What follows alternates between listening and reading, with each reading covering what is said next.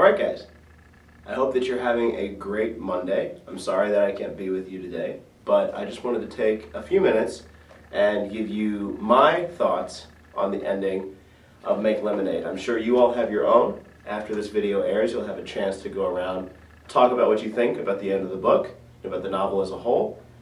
But I just wanted to address a few major questions of theme, symbolism. What does the ending mean?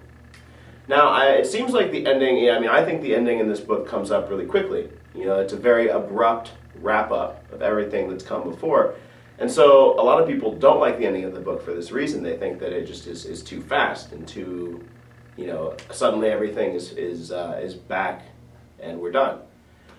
But think about the big climax of the book. The turning point of the book is when Jilly chokes on the spider leg and has to go to the hospital. And now all of you are looking at each other like, oh my God, that happened? I had no idea. Well, you should have read the book.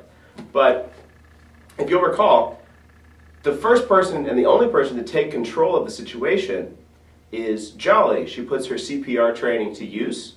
She immediately starts doing the proper first aid procedures, trying to clear the blockage.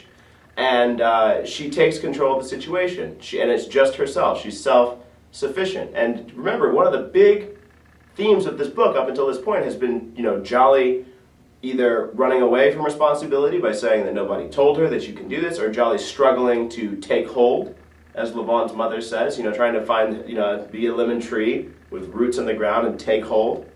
And we've seen her get close and close and try, but she's always been, struggling to take control of her own life, to take those lemons she's been given and make lemonade. But in this situation, in this dire situation where her daughter is choking to death, Jolly finally jumps in by herself.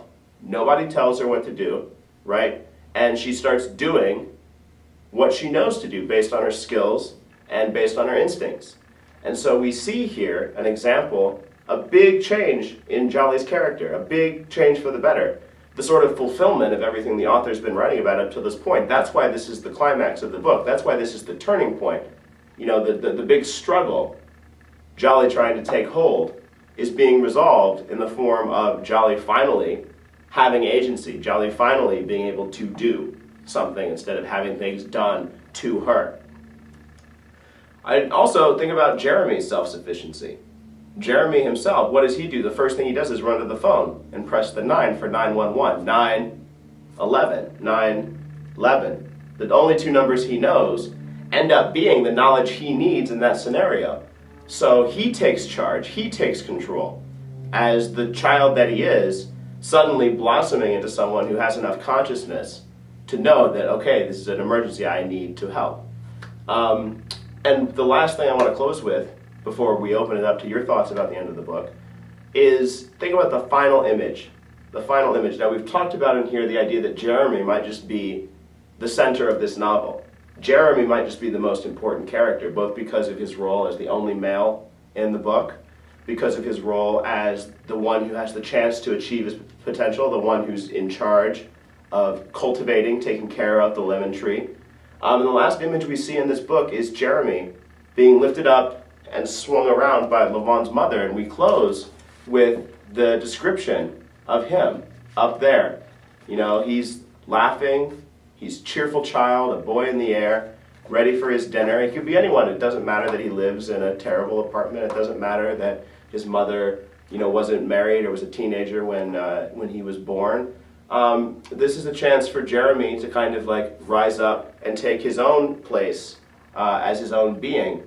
And so I think it's rather fitting both that it ends with Jolly taking her own initiative and saving her child's life, but also that it ends with Jeremy. The last shot we see, as the movie fades out, the last shot we see is of Jeremy spinning around, being lifted up, laughing, smiling, which I think is very powerful, something that whether you liked the ending or not, it's important to understand the meaning and understand the intention behind it.